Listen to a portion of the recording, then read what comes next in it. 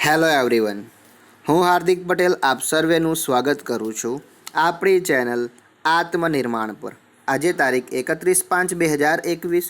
તો શરૂ કરીએ આજના કરંટ અફેર્સ।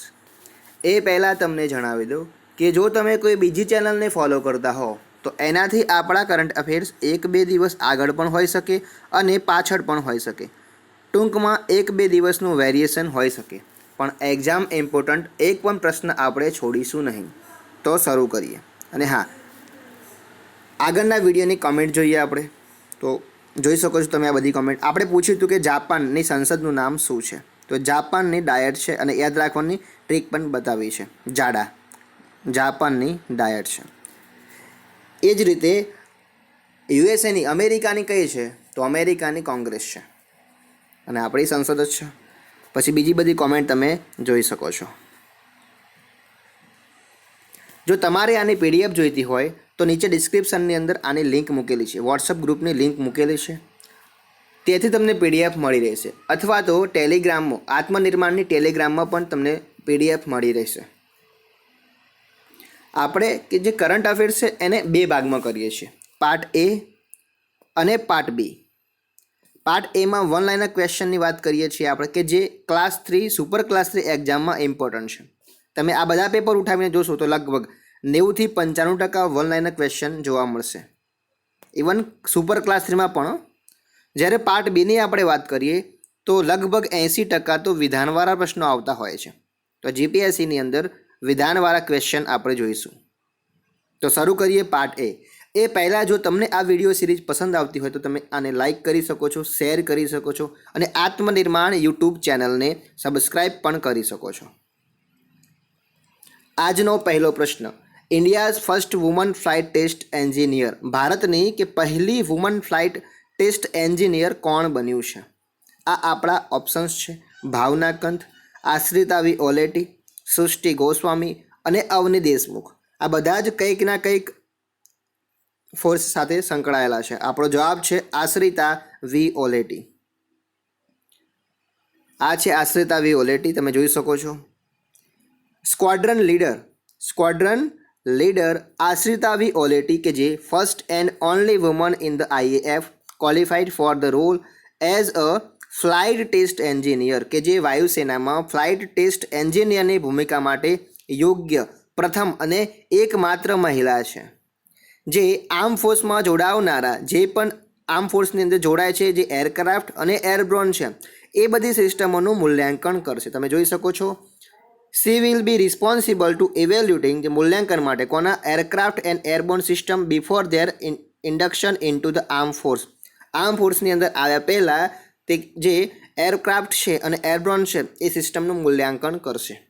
આ સ્ક્વોડ્રન લીડર આશ્રિતા વી ઓલેટી છે એ ક્યાંના છે, તો નેટિવ કર્ણાટકના છે। તમે જોઈ શકો છો તે કર્ણાટકના છે। હવે વાત આવી છે એર ચીફની, એર ચીફ માર્શલની આપણે વાત કરીએ। એરફોર્સની વાત છે, એમાં એર ચીફ માર્શલ કોણ છે? રાકેશ કુમાર સિંહ ભદૌરિયા છે। ઇન્ડિયન એરફોર્સ ડે, મતલબ એરફોર્સ ડે ક્યારે ઉજવવામાં આવે છે? 8 ઓક્ટોબર। ક્યારે? 8 ઓક્ટોબરના રોજ એરફોર્સ દિવસ ઉજવવામાં આવે છે। આર્મી દિવસ ક્યારે? તો કે 15 જાન્યુઆરી। 15 જાન્યુઆરીના રોજ આર્મી દિવસ। એરફોર્સ દિવસ ક્યારે? 8 ઓક્ટોબરના રોજ। જ્યારે નેવી દિવસ 4 ડિસેમ્બરના રોજ ઉજવવામાં આવે છે। ક્યારે? 4 ડિસેમ્બર। તો 3 યાદ રાખજો, આર્મી 15 જાન્યુઆરી, પછી 8 ઓક્ટોબર એટલે એરફોર્સ ડે, અને 4 ડિસેમ્બર નેવી ડે। ઇન્ડિયન એરફોર્સનું હેડક્વાર્ટર ક્યાં આવેલું છે? તો કે નવી દિલ્હી ખાતે। તમે ફરીથી મને કમેન્ટ કરજો કે આર્મી દિવસ કયો છે, એરફોર્સ દિવસ કયો અને નેવી દિવસ કયો। હવે ભારતનું જે પહેલું બનેલું હોય એની આપણે વાત કરીએ, તો કે ભારતનું પહેલું હાઈ સ્પીડ કોમર્શિયલ ડિલિવરી ઈ સ્કૂટર હર્મેસ 75, કયું? હર્મેસ 75 કોણે લોન્ચ કર્યું? તો કબીરા મોબિલિટીએ। કોને? કબીરા મોબિલિટીએ। ભારતનો પહેલો વર્ટિકલ ફોરેસ્ટ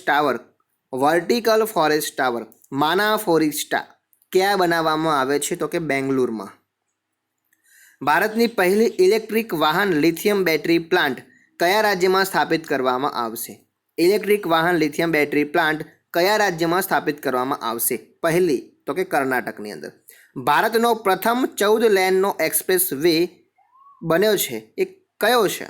તો કે Delhi Meerut express way. Delhi Meerut express way જે 14 લેનનો છે. દેશનો સૌપ્રથમ કૃષિ આધારિત સોલર પાવર પ્લાન્ટ કયા રાજ્યમાં સ્થાપિત કરવામાં આવશે? કૃષિ આધારિત સોલર પાવર પ્લાન્ટ કે જે રાજસ્થાનની અંદર સ્થાપિત કરવામાં આવશે. તો ભારતમાં બનેલું પહેલું વહેલું. ઓકે. બીજો પ્રશ્ન, કઈ રાજ્ય સરકારે સ્માર્ટ કિચન સ્કીમ શરૂ કરી છે? અને આ છે આપણા ઓપ્શન્સ: બિહાર, કેરળ, ગુજરાત કે આંધ્રપ્રદેશ. આનો સાચો જવાબ છે કેરળ. કેરળ રાજ્ય સરકારે સ્માર્ટ કિચન સ્કીમ શરૂ કરી છે. તમે જોઈ શકો છો કેરળના પિનરાઈ વિજયન. આ યોજના અંતર્ગત રાજ્યની મહિલાઓને રસોડું સજાવવા અને એના નવીનીકરણ માટે, એના રિનોવેશન માટે ઓછા વ્યાજ દરે લોન આપવામાં આવશે. ઓછા વ્યાજ દરે લોન આપવામાં આવશે. આ યોજનાનો ઉદ્દેશ છે એ મહિલાઓના ઘરેલું મજૂરીના કામની અંદર એના ભારણને ઘટાડવાનો છે. તમે જોઈ શકો છો સ્માર્ટ કિચન સ્કીમ કેરળ અને પિનરાઈ વિજયન દ્વારા એનાઉન્સ કરવામાં આવ્યું છે. વાત આવી છે કેરળની, તો તે દક્ષિણ ભારતમાં આવેલું છે. એનું પાટનગર છે તિરુવનંતપુરમ. ગવર્નર છે આરિફ મોહમ્મદ ખાન. તો સીએમ છે પિનરાઈ વિજયન. ભારતનો સૌથી ઊંચો સાક્ષરતા દર ધરાવતું રાજ્ય એટલે કેરળ છે. મલયાલમ એની મુખ્ય ભાષા છે, જે તમિલનાડુ અને કર્ણાટક સાથે બોર્ડર શેર કરે છે. તમે એ જોઈ શકો છો તમિલનાડુ અને કર્ણાટક સાથે બોર્ડર શેર કરે છે. રાજધાની તિરુવનંતપુરમ છે. મુખ્યપ્રધાન પિનરાઈ વિજયન છે. આરિફ મોહમ્મદ એના રાજ્યપાલ છે. કેરળનું રાજ્ય પ્રાણી હાથી છે. તો પક્ષી હોર્નબિલ અને વૃક્ષ છે નાળિયેર. દરિયાકાંઠે નાળિયેર. હવાઈ મથકોની આપણે વાત કરીએ તો કન્નૂર રાષ્ટ્રીય વિમાન મથક જે કન્નૂરમાં આવેલું છે. કોચીની અંદર કોચીન આંતરરાષ્ટ્રીય વિમાન મથક આવેલું છે. તો કાલિકટ ખાતે કાલિકટ આંતરરાષ્ટ્રીય વિમાન મથક અને કોલ્લમ ખાતે કોલ્લમ વિમાન મથક આવેલું છે. કેરળના રાષ્ટ્રીય ઉદ્યાનોની વાત કરીએ તો કે પેરિયાર રાષ્ટ્રીય ઉદ્યાન, ઇરવિકુલમ રાષ્ટ્રીય ઉદ્યાન, સાયલન્ટ વેલી રાષ્ટ્રીય ઉદ્યાન, અનામુડી સોલા રાષ્ટ્રીય ઉદ્યાન, મથિકેતન સોલા રાષ્ટ્રીય ઉદ્યાન અને પંપાદુમ સોલા રાષ્ટ્રીય ઉદ્યાન કે જે આ કેરળના રાષ્ટ્રીય ઉદ્યાનો છે. તેમજ કેરળના લોકનૃત્યોની આપણે વાત કરીએ તો કાલિયટ્ટમ, મોહિનીઅટ્ટમ, કથકલી, પદાયની અને ઓટ્ટમ છે. આ ટમટમ આવે છે બધું કેરળનું છે.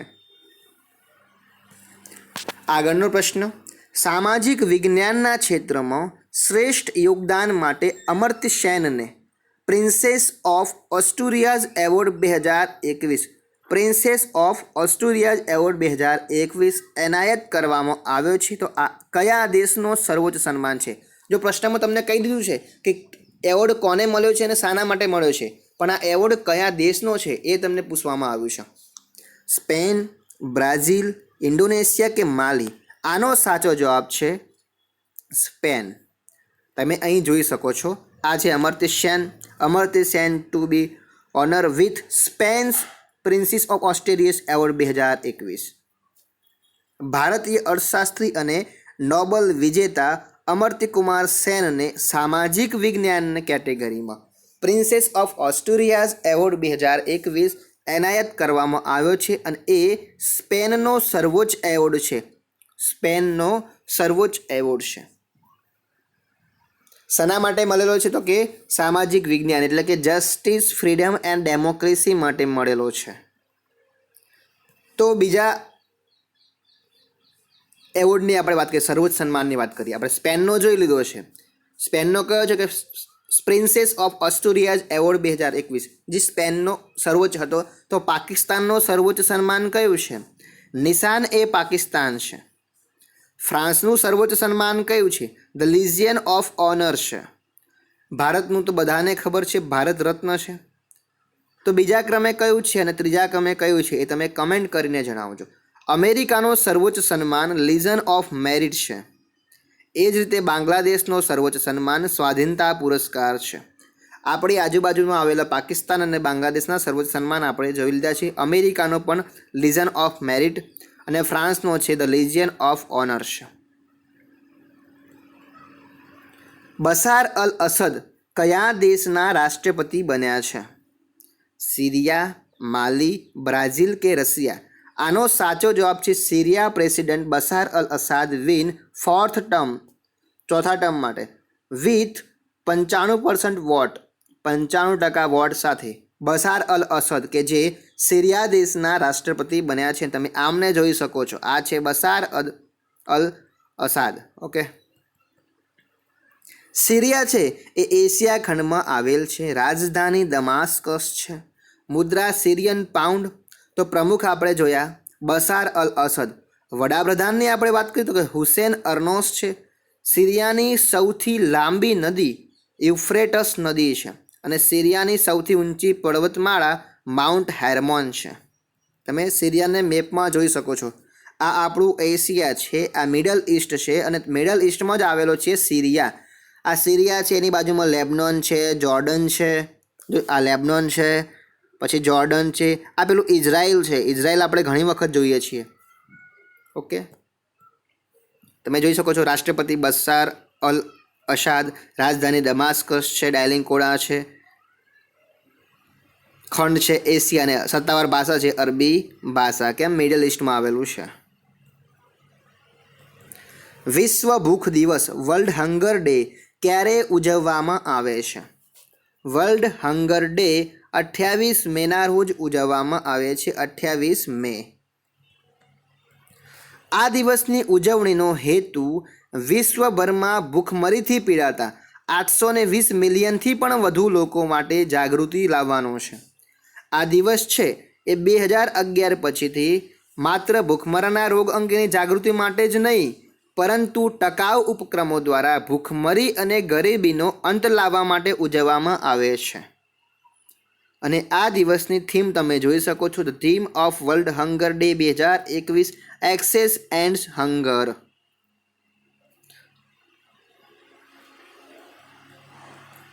તાજેતરમાં global annual to decadal climate report 2021, global annual to decadal climate report 2021, આ રિપોર્ટ કોણે બહાર પાડ્યો છે?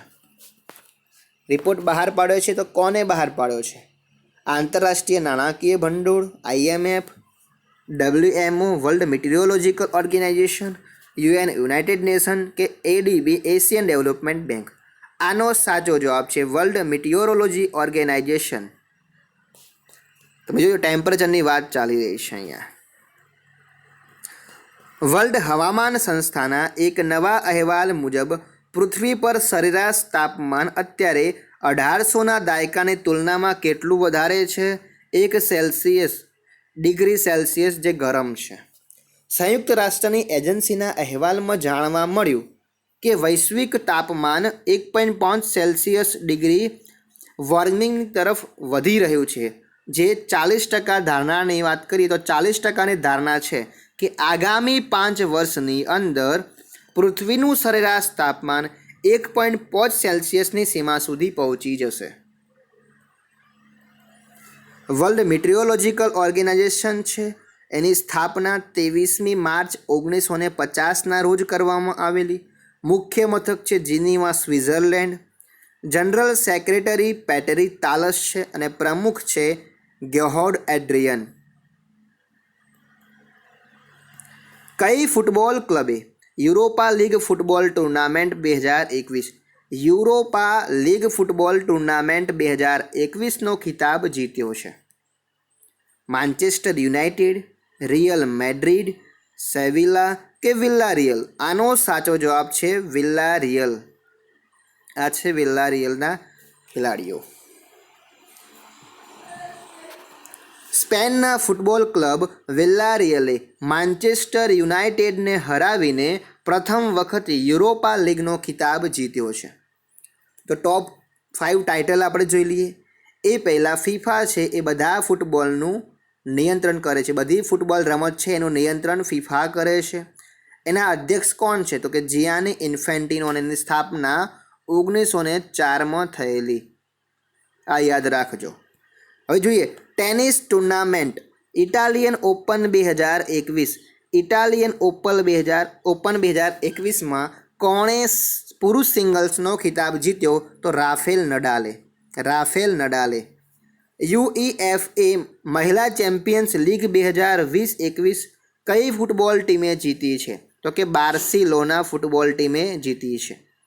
કઈ ટીમે 2020-21 ફૂટબોલ પ્રીમિયર લીગ ચેમ્પિયનશિપ જીતી છે? જો બધી જુદી જુદી છે, બધી ફૂટબોલની જ છે, તો એમાં માન્ચેસ્ટર સિટી આવશે.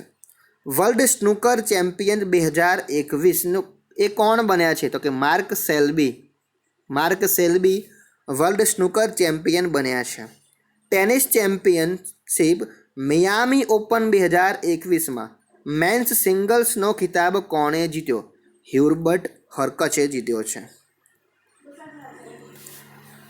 કયા રાજ્યના મુખ્યમંત્રીએ રાજ્યના જિલ્લાઓમાં યોગ્ય દેખરેખ માટે વાલી મંત્રીઓની ગાર્ડિયન મિનિસ્ટર્સની નિયુક્તિ કરી છે? તો કયા રાજ્યના છે? બિહાર, ગુજરાત, આસામ કે સિક્કિમ? આનો સાચો જવાબ છે આસામ. આસામ રાજ્યના મુખ્યમંત્રીએ રાજ્યના જિલ્લાઓમાં યોગ્ય દેખરેખ માટે 13 વાલી મંત્રીઓની 13 ગાર્ડિયન મિનિસ્ટરની નિયુક્તિ કરી છે. 34 જિલ્લાઓમાં 13 મંત્રીઓની નિયુક્તિ કરવામાં આવી છે. જોઈ શકો છો તમે. વાલી મંત્રી રાજ્યના તમામ જિલ્લાઓમાં ટકાઉ વિકાસ, યોગ્ય દેખરેખ, સરકારના નીતિ નિર્ણયો, વહીવટી સુધારાઓ અને જનકલ્યાણ યોજનાઓની પણ દેખરેખ રાખશે. તેઓ રાજ્ય અને કેન્દ્ર સરકાર દ્વારા જિલ્લાઓમાં યોજનાઓ લાગુ કરવા અને સંબંધિત પ્રશ્નોના નિરાકરણ માટે જવાબદાર રહેશે. આસામ ચીફ મિનિસ્ટર કોણ છે? હેમંત બિસ્વા શર્માએ એપોઇન્ટ કર્યા છે ગાર્ડિયન મિનિસ્ટરને. 34 ડિસ્ટ્રિક્ટની અંદર 13 ગાર્ડિયન મિનિસ્ટરને એપોઇન્ટ કરવામાં આવ્યા છે. આ છે આપણું આસામ કે જે બધા જ 7 સિસ્ટર છે તો બધા સાથે બોર્ડર શેર કરે છે. સાથે સાથે પશ્ચિમ બંગાળ સાથે પણ બોર્ડર શેર કરે છે.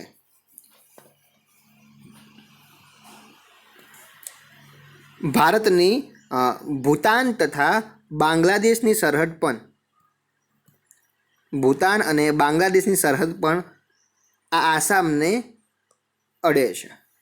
રાજધાની દિસપુર છે. આપણે જોઈએ એના વિશે. અસમની રાજધાની દિસપુર છે. હેમંત બિસ્વા શર્મા મુખ્યમંત્રી છે. જગદીશ મુખી રાજ્યપાલ છે. આસામમાં બ્રહ્મપુત્રા નદી પર વિશ્વનો સૌથી મોટો નદીનો ટાપુ માજુલી આઇલેન્ડ આવેલો છે. આસામની લોહિત નદી ઉપર 9.25 કિલોમીટર 9.15 કિલોમીટરની લંબાઈ સાથે ભૂપેન હજારિકા બ્રિજ એટલે કે ધોલા સદિયા બ્રિજ ભારતનો સૌથી લાંબો પુલ છે. આસામના પાડોશી દેશો ભૂતાન અને બાંગ્લાદેશ તેમજ પાડોશી રાજ્યોની વાત કરીએ તો પશ્ચિમ બંગાળ, મેઘાલય, ત્રિપુરા, મણિપુર, નાગાલેન્ડ, અરુણાચલ પ્રદેશ અને મિઝોરમ મતલબ બધા 7 સિસ્ટમમાં બધા આવી જાય છે અને પશ્ચિમ બંગાળ આવશે. આસામ એરપોર્ટ્સ લોકપ્રિય ગોપીનાથ બરદોલોઈ આંતરરાષ્ટ્રીય વિમાન મથક અડ્ડા ગુવાહાટી ખાતે આવેલ છે. સશસ્ત્ર દળોને ટેલિમેડિસિન સેવાઓ આપવા માટે સેહત ઓપીડી પોર્ટલને કોના દ્વારા લોન્ચ કરવામાં આવ્યું છે? તમે જોઈ શકો છો. આ છે આપણા રાજનાથસિંહ, રક્ષા મંત્રી રાજનાથસિંહ. તો સંરક્ષણ પ્રધાન શ્રી રાજનાથસિંહે વિડીયો કોન્ફરન્સના માધ્યમથી સેવાઓ આરોગ્ય સેવાઓ અને ટેલી સલાહ સેવાઓ શું services health assistant and tele consultation Sehat OPD portal launch કર્યું છે. આ પોર્ટલ અંતર્ગત આર્મ ફોર્સ પર્સનલ અંતર્ગત સૈન્ય, નૌકાદળ, એરફોર્સ અને ભૂતપૂર્વ સર્વિસના કર્મચારીઓની સેવા આપતી ઓપીડી સશસ્ત્ર દળના નિષ્ણાત ડૉક્ટરો પાસેથી ટેલી પરામર્શ લઈ શકશે. તમે એની વેબસાઇટ જોઈ શકો છો. sehatpd.in છે. sehatopd.in sehatopd.in છે. તમે .in ઇન્ડિયા. સ્વાસ્થ્ય માટેનો આંતરરાષ્ટ્રીય મહિલા દિવસ international day of action for women health ક્યારે મનાવવામાં આવે છે? સાચો જવાબ છે 28 મે. તમે અહીંયા જોઈ શકો છો 28 મેના રોજ international day of action for women's health. આંતરરાષ્ટ્રીય મહિલા દિવસ આરોગ્ય દિવસ છે એ 1987થી. ક્યારે? 28 મે. સિન્સ 1987 1987થી દર વર્ષે 28 મેના રોજ વૈશ્વિક સ્તરે ઉજવવામાં આવે છે. આ દિવસનો મુખ્ય હેતુ વિશ્વભરની મહિલાઓના આરોગ્ય અને કલ્યાણ વિશે જાગૃતિ લાવવાનો છે. Latin American and Caribbean women's health network અને women's global network for reproductive rights launch the day. આ ડેને લોન્ચ કરેલ છે. હવે આપણે પાર્ટ બી જોઈએ. એનો પહેલો પ્રશ્ન છે, ભારતીય પ્રતિસ્પર્ધા આયોગ CCIના સંદર્ભમાં કયું વિધાન સાચું છે? CCIને કંપની અધિનિયમ 2013 હેઠળ સ્થાપવામાં આવેલ છે. હોઈ શકે. અધ્યક્ષ સહિત CCIના દરેક સભ્યોની નિમણૂક કેન્દ્ર સરકાર દ્વારા કરવામાં આવે છે. હોઈ શકે. આમાંથી આપણે સાચા વિધાનો પસંદ કરવાના છે અને આ છે આપણા ઓપ્શન્સ. જોઈએ આપણે. CCIની સ્થાપના સ્પર્ધા અધિનિયમ 2002ના હેઠળ કરવામાં આવી છે, નહીં કે 2013 હેઠળ. એટલે પહેલું વિધાન આપણું ખોટું બનશે. CCIની સ્થાપના છે એ કેન્દ્ર સરકારે 14 ઓક્ટોબર 2003ના રોજ કરી હતી. પરંતુ તેને 20 મે 2009ના રોજ સંપૂર્ણ રીતે કાર્ય કરવાનું શરૂ કર્યું છે. તો 2003ના રોજ થઈ પણ કાર્ય 2009ના રોજ સંપૂર્ણ રીતે શરૂ થયું. સ્પર્ધા અધિનિયમ મુજબ આયોગના અધ્યક્ષ અને 6 સભ્યો, યાદ રાખજો કેટલા સભ્યો? 6 સભ્યો હોય છે, જેની નિમણૂક કેન્દ્ર સરકાર કરે છે. એટલે બીજું વિધાન આપણું સાચું છે. સ્પર્ધા અધિનિયમ મુજબ 2007નો અમલ અધિનિયમ 2002ના સુધારા પછી કરવામાં આવ્યો, જેના પગલે સ્પર્ધા એપેલેટ ટ્રિબ્યુનલની સ્થાપના થઈ છે. સરકારે, યાદ રાખજો હવે, કોમ્પેક્ટ એટલે કોમ્પિટિશન અપીલ ટ્રિબ્યુનલ. શું? કોમ્પિટિશન એટલે કોમ્પ એ ફોર અપીલ ટી, કોમ્પેટ. આ કોમ્પિટિશન અપીલ ટ્રિબ્યુનલ ને 2017ની અંદર એનું નામ બદલીને નેશનલ કંપની લો એપેલેટ ટ્રિબ્યુનલમાં બદલી નાખ્યું છે. NCLATની અંદર બદલી નાખ્યું છે. કંપની અધિનિયમ 2013ની કલમ 410 હેઠળ આ NCLATની રચના કરવામાં આવી હતી. તો પહેલું વિધાન ખોટું છે, 2013 ના આવે. અધ્યક્ષ સહિત CCIના દરેક સભ્યોની નિમણૂક કેન્દ્ર સરકાર કરે છે. બીજું વિધાન સાચું છે. આપણને સાચું પૂછ્યું છે. આપણો જવાબ બનશે ફક્ત 2. હવાના સિન્ડ્રોમના સંદર્ભમાં કયું વિધાન સાચું છે? વર્ષ 2016માં આ બીમારીના લક્ષણ ક્યુબામાં સ્થિત અમેરિકી રાજદ્વારીઓમાં પ્રથમવાર જોવા મળ્યા હતા. હોઈ શકે. નિર્દેશિત માઇક્રોવેવ રેડિયેશન હવાના સિન્ડ્રોમમાં સંભવિત કારણના રૂપમાં જોવા મળે છે. હોઈ શકે. આ આપણા ઓપ્શન્સ છે, સાચું શોધવાનું છે. જોઈએ આપણે. હવાના સિન્ડ્રોમ એક રહસ્યમય રોગ છે. આ રોગ છે એ પ્રથમ વખત 2016ની અંદર હવાના એટલે કે ક્યુબામાં સ્થિત US એમ્બેસીમાં મળી આવ્યો હતો. એટલે આપણું પહેલું વિધાન સાચું બનશે. 2016ના અંતમાં કેટલાક સામાન્ય લક્ષણો ક્યુબામાં યુનાઇટેડ સ્ટેટ્સના કેટલાક રાજદ્વારીઓ અને તેમના કર્મચારીઓમાં જોવા મળ્યો હતો. કેટલાક વિચિત્ર અવાજો સાંભળીને વિચિત્ર શારીરિક સંવેદનાઓ અનુભવ્યા પછી બધાને આ રોગનો અનુભવ થયેલો. આ રોગના લક્ષણોમાં ઉબકા, તીવ્ર માથાનો દુખાવો, થાક, ચક્કર, ઊંઘની સમસ્યાઓ વગેરે સામેલ છે. તે લોકોમાંના કેટલાકને ઉચ્ચતમ જોઈએ આપણે.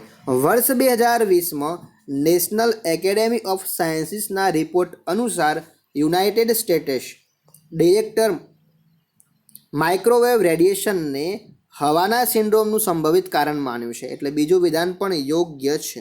મતલબ 2016માં ક્યુબામાં સ્થિત અમેરિકી રાજદ્વારીઓમાં પ્રથમવાર જોવા મળ્યો કે હા. અને માઇક્રોવેવ રેડિયેશન, નિર્દેશિત માઇક્રોવેવ રેડિયેશન હવાના સિન્ડ્રોમ માટે કારણભૂત છે? તો કે એ પણ સાચી વાત છે. 1 અને 2 બંને આપણા માટે સાચા છે. MCA 21 3.0ના સંદર્ભમાં કયું વિધાન સાચું છે? આ સંસ્કરણ ઇઝ ઓફ ડુઈંગ બિઝનેસને લાગુ કરવામાં મદદ કરશે અને ministry of electronics and information and technology આ દ્વારા આ પોર્ટલ લોન્ચ કરવામાં આવ્યું છે. જોઈએ આ બંને વિધાનોમાંથી બીજું વિધાન સાચું છે, પહેલું વિધાન ખોટું છે. ભારતના પ્રથમ mission mode e governance project MCA 21ના પ્રથમ તબક્કાની શરૂઆત 24 મે 2021ના રોજ નાણાં અને કોર્પોરેટ બાબતોના રાજ્યપ્રધાન અનુરાગ ઠાકુર દ્વારા કરવામાં આવી. આ સંસ્કરણ ડેટા એનાલિસિસ દ્વારા સંચાલિત છે. 2021-22 બજેટ દરમિયાન MCA 21 વર્ઝન 3.0 પ્રકાશિત કરવામાં આવ્યું હતું. પ્રોજેક્ટ કોર્પોરેટ પાલન અને ભાગીદારીઓના અનુભવોને સુવ્યવસ્થિત કરવા માટે નવી ટેકનિકનો ઉપયોગ કરે છે. તેનો અમલ 2 તબક્કામાં કરવામાં આવશે, જેના માટે બીજા અને ત્રીજા તબક્કાની શરૂઆત 21 ઓક્ટોબર 2021માં કરવામાં આવશે. પ્રોજેક્ટના પ્રથમ તબક્કામાં નવી ઈમેઇલ સેવાઓ, વેબસાઇટ, ઈ-બુક્સ અને MCA અધિકારીઓ માટેની ઈ-પરામર્શનો સમાવેશ થાય છે.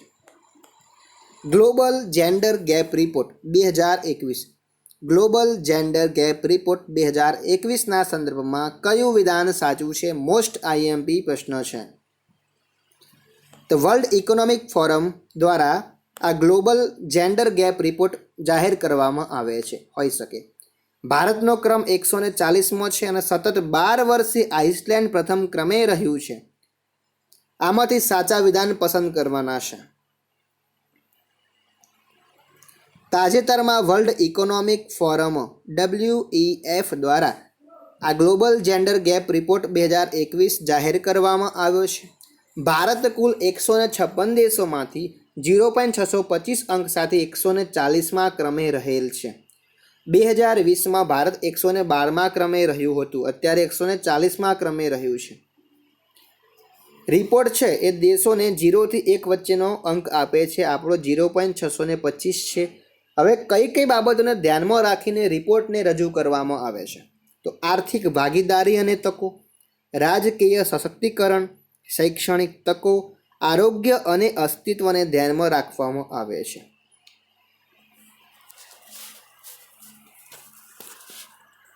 વર્લ્ડ ઇકોનોમિક ફોરમ દ્વારા ગ્લોબલ જેન્ડર ગેપ રિપોર્ટ જાહેર કરવામાં આવ્યો છે. સાચી વાત છે. આ રિપોર્ટમાં 140 ક્રમ, ભારતનો ક્રમ 140મો છે, આ પણ સાચી વાત છે. અને રિપોર્ટની અંદર સતત 12મા વર્ષે આઇસલેન્ડ પ્રથમ ક્રમે રહ્યું છે. તો આપણો સાચો જવાબ છે ફક્ત 1 અને 2.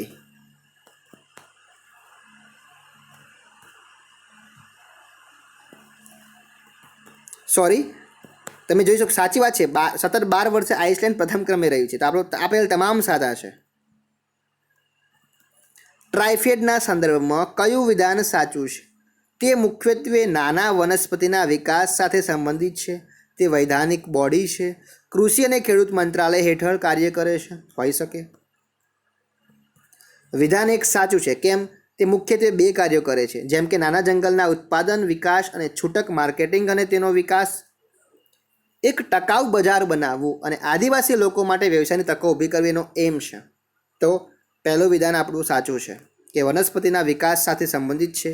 બીજું વિધાન, ભારતીય જનજાતિ સહકારી માર્કેટિંગ ડેવલપમેન્ટ ફેડરેશન ટ્રાઇફેડની સ્થાપના 1987માં multi state cooperative societies act 1984 અંતર્ગત કરવામાં આવી હતી, એટલે એ વૈધાનિક સંસ્થા છે આ એક્ટ હેઠળ. એટલે બીજું વિધાન પણ સાચું છે. આદિજાતિ બાબતોના મંત્રાલય હેઠળ કાર્ય કરે છે. જ્યારે અહીંયા કૃષિ અને ખેડૂત મંત્રાલય લખ્યું છે, આ નહીં આવે, આદિજાતિ મંત્રાલય હેઠળ આવશે. એટલે ત્રીજું ખોટું, પહેલું સાચું, બીજું સાચું, પહેલું અને બીજું સાચું. આપણો જવાબ એ. પોક્સો એક્ટ વિશે નીચેનામાંથી કયું વિધાન સાચું છે? તે આજીવન કેદ અથવા મૃત્યુદંડની મહત્તમ સજા સૂચવે છે. આ અધિનિયમ લિંગ તટસ્થ છે. જોઈએ આપણે. આ કાયદામાં આજીવન કેદ અથવા મૃત્યુદંડની મહત્તમ સજા સૂચવવામાં આવે છે. આ કાયદામાં ઓછામાં ઓછી 3 વર્ષની સજાની જોગવાઈ છે, પણ આજીવનની પણ કેદ છે. એટલે પહેલું વિધાન સાચું છે. જુઓ, આજીવન કેદ અથવા મૃત્યુદંડની મહત્તમ સજાની વાત છે, એટલે પહેલું વિધાન સાચું છે. પોક્સો લિંગ તટસ્થ છે, એટલે કે બાળકો વિરુદ્ધ કરવામાં આવેલા આ પ્રકૃતિના ગુનાઓ બાળકના જાતિને ધ્યાનમાં લીધા વિના નિયંત્રિત કરવામાં આવે છે. તે બાળક છે કે બાળકે છે એ ધ્યાનમાં લેવામાં આવતું નથી, જાતિને ધ્યાનમાં લેવામાં આવતું નથી. તો બીજું વિધાન પણ સાચું છે, લિંગ તટસ્થ છે. એટલે 1 અને 2 બંને વિધાનો આપણા સાચા છે. નાણાકીય વર્ષ 2020-21માં એફડીઆઈના પ્રવાહના સંદર્ભમાં કયું વિધાન સાચું છે? આ પ્રશ્ન આપણે કરાવેલો છે, છતાં પણ તમારે ભૂલ ના પડવી જોઈએ એમ. જો સૌથી વધુ એફડીઆઈ પ્રવાહ પ્રાપ્ત કરનાર મહારાષ્ટ્ર પ્રથમ રાજ્ય છે ભારતની અંદર. અને એફડીઆઈ પ્રવાહના સંદર્ભમાં કમ્પ્યુટર સોફ્ટવેર અને હાર્ડવેર જે ટોચના ક્ષેત્ર તરીકે ઉભરી આવ્યું છે. આમાંથી સાચું કયું છે? તો ફક્ત 2 આપણું સાચું છે. જોઈએ કેમ? તો કે અહીં મહારાષ્ટ્ર નહીં આવે, પરંતુ આપણું ગુજરાત પહેલા ક્રમે છે, પછી મહારાષ્ટ્ર ને પછી કર્ણાટક. તાજેતરમાં વાણિજ્ય મંત્રાલયે નાણાકીય વર્ષ 2020-21 માટે ભારતમાં એફડીઆઈ વિદેશી ડાયરેક્ટ ઇન્વેસ્ટમેન્ટ ઇનફ્લોના ડેટા જાહેર કર્યા છે. ડેટા મુજબ આપણે જોઈએ તો વર્ષ 2020-21 દરમિયાન ભારતે $81.72 અબજ એફડીઆઈ મેળવ્યું, જે 2019-20ની સરખામણીમાં જોઈએ તો એમાં કેટલું હતું? 74.39, એટલે કે 10% વધારે છે. એફડીઆઈનો સૌથી મોટો સ્ત્રોત કયો છે? તો કે સિંગાપુર છે. આપણે દેશની વાત કરીએ, સિંગાપુર 29% સાથે સતત ત્રીજા વર્ષે ભારતની અંદર સૌથી મોટો સ્ત્રોત છે. બીજા ક્રમે યુએસએ 23% શેર સાથે અને મોરેશિયસ 9% શેર સાથે ત્રીજા ક્રમે છે. પણ ટકાવારીની દ્રષ્ટિએ આપણે જોઈએ તો ટકાવારીની દ્રષ્ટિએ સાઉદી અરેબિયા સૌથી મોટો રોકાણકાર છે. કુલ ઇક્વિટી પ્રવાહનો 37% હિસ્સો રાજ્યોની વાત કરીએ તો કે ગુજરાત ટોચનું પ્રાપ્તકર્તા છે. એફડીઆઈ પ્રાપ્ત કરવા માટે ગુજરાત ટોચનું પ્રાપ્તકર્તા છે. પછી 27% સાથે મહારાષ્ટ્ર અને 13% સાથે કર્ણાટક છે, અને 37% સાથે આપણું ગુજરાત પહેલા ક્રમે છે. કમ્પ્યુટર સોફ્ટવેર હાર્ડવેર ફાઇનાન્શિયલ 21માં ટોચના ક્ષેત્ર સાથે ઉભરી આવે છે. કમ્પ્યુટર સોફ્ટવેર અને હાર્ડવેર ફર્સ્ટ ક્રમે કેટલા ટકા? 44% સાથે, કુલ ઇક્વિટીના 44% સાથે. જ્યારે બાંધકામ અને માળખાગત સુવિધાઓ સાથેની પ્રવૃત્તિઓ 13% અને સેવા ક્ષેત્રમાં 8% રહ્યું છે. તો આપણું બીજું વાક્ય સાચું છે કે કમ્પ્યુટર સોફ્ટવેર અને હાર્ડવેર ફર્સ્ટ ક્રમે રહ્યું છે, પણ અહીંયા મહારાષ્ટ્ર નહીં ગુજરાત આવશે, એટલે પહેલું ખોટું, બીજું સાચું છે. તો ફક્ત 2, એટલે કે બી આપણો સાચો જવાબ છે. સોલિડ ફ્યુઅલ ડક્ટેડ રેમઝેટ મિસાઇલના સંદર્ભમાં કયું વિધાન ખોટું છે? કયું ખોટું છે? ધ્યાનથી જોજો. અહીંયા ડીઆરડીઓ દ્વારા ઘણ બળતણ સંચાલિત કામચ મિસાઇલનું રાજસ્થાનના પોખરણ ખાતે પ્રથમ સફળ પરીક્ષણ કરવામાં આવ્યું. એસએફડીઆરએ સ્વદેશી લાંબા અંતરની એર ટુ એર હવાથી હવા પ્રકારની મિસાઇલ છે.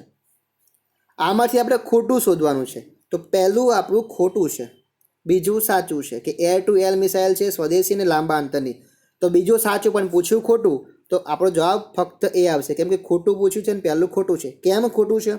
રાજસ્થાન નહીં, પરંતુ બાલાસોર, ચાંદીપુર તમે જોઈ શકો છો. ડીઆરડીઓ દ્વારા ઘણ બળતણ સંચાલિત સોલિડ ફ્યુઅલ ડક્ટેડ રેમઝેટ કામચ મિસાઇલનું ઓડિશાના ચાંદીપુર ખાતે સફળ પરીક્ષણ કરવામાં આવ્યું છે. એટલે પહેલું ખોટું, જવાબ આપણો એ થાય.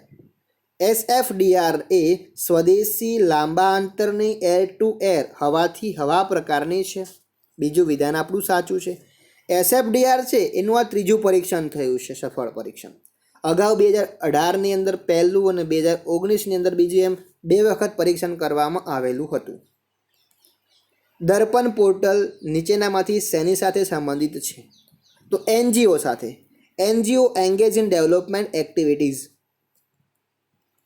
તે એક પ્લેટફોર્મ છે જે શરૂ કરવા માટે સ્વૈચ્છિક સંસ્થાઓ, NGO અને મુખ્ય સરકારી મંત્રાલયો, વિભાગો, સરકારી સંસ્થાઓ વચ્ચેના ઇન્ટરફેસ માટે જગ્યા પૂરી પાડે છે આ દર્પણ પોર્ટલ. ત્યાર પછી તમામ કેન્દ્રીય મંત્રાલયો, વિભાગો, સરકારી સંસ્થાઓને આ પોર્ટલ હેઠળ આવરી લેવાની દરખાસ્ત છે.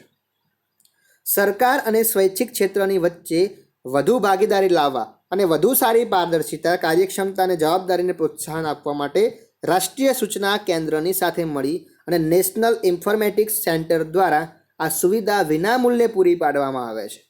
પ્રધાનમંત્રી કાર્યાલય દ્વારા VOS અને NGOs વચ્ચે સ્વસ્થ ભાગીદારી બનાવવા અને પ્રોત્સાહન આપવા માટે પહેલ રૂપે NGO દર્પણની શરૂઆત કરવામાં આવેલી છે.